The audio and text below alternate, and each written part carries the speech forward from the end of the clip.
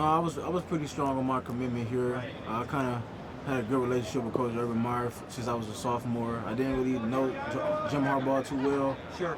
and just over the years, just talking to Coach Meyer and building that relationship with him, I kind of felt comfortable coming When you're here. done here, do you want to play for the Lions? I do actually. I do actually. Yeah.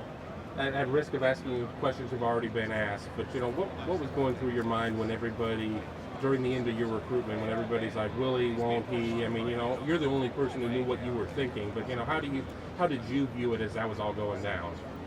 I just viewed it as how I want to say this. I viewed it as like pressure, kind of. I mean, I was a little pressured, but I had a good relationship with Coach Urban Meyer since my sophomore year, because that's when they offered me a scholarship. And as far as Jim Harbaugh coming in really late, I wasn't really too familiar with him. I mean, it's my hometown, but I had to do what's best for me and my family. And Ohio State is really where I felt at home. With so many guys, I mean, I don't want to say so many, it's not a lot, but I mean, Damon Webb, I mean, Joshua, I mean, you got a lot of guys from Michigan coming to Ohio State. I mean, do you think there's an underlying theme? I mean, it's got to be based on what you're comfortable with, but I mean, what was it that put him over the top for you? Just winning. That's really the majority of it is winning, and the alumni base and the academic side, and everything that took place in the past. Like, they put a lot of backs in the NFL, and Coach Myers was a good recruiter, Coach Combs, and I felt at home when I came here. How do you feel that you're a different guy than maybe you were last year at this time, getting ready to go here into year 2? I really just think it's a part of growing up. I was kind of immature last year with the high school mindset, and I'm pretty glad that the older guys took me under their wing and showed me the way, because now I'm still learning, but I came far ways. Hopefully we have a big season this year. What kind of lessons do you take from Zeke Elliott and try and institute it into your own life? Just the way he played. I sat back and watched how he did everything, how he took everything on, how he was in the playbook, how he read defenses to make it easier for him in the game. Just his whole approach on just football, period. He's a real talented guy and good guy off the field, and he helped me a lot on and off the field when it comes to just being in college, just taking on any situation. And he was kind of a big brother to me when it came to that. And hats off to Zeke Elliott, and hopefully you have a big season this year.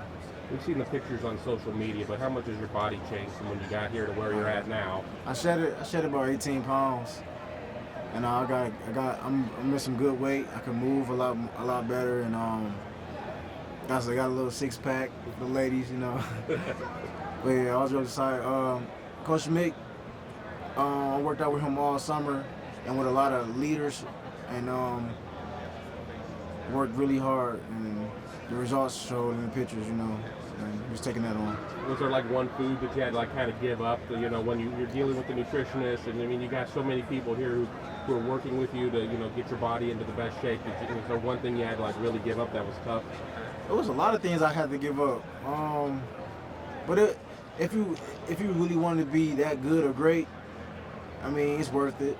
At the end of the day, it wasn't just for me; it's for my family, it's for my teammates, for my coaches, for Buckeye Nation, and I had to. If that made me a better player, if anything that makes me a better player, I would take that on. I mean, what was it like a real moment of just realism when Riarte left the program, and and you were in a battle with him? I mean, nothing was set there. I mean, everybody wants to believe that they were going to be the guy, but there's no question now that you're the guy at running back. I mean, you've got Curtis and Dontre and some other guys will be in the mix too. But what was that moment of realization like when the deck was cleared a little bit? I mean, it sucks the way it went out. Beyonce was a good guy, and hopefully I wish him the best for wherever he decides to do or wherever he play. I was kind of shocked, but everything happens for a reason, But Riante was a good player, and hopefully he do well.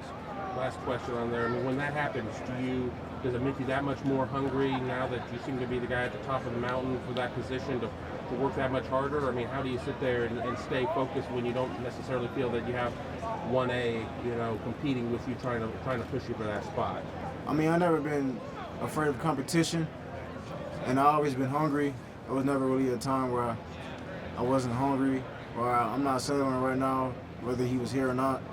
I'm still going to do my best and try my hardest and just play my hardest and just try to get better every chance I get.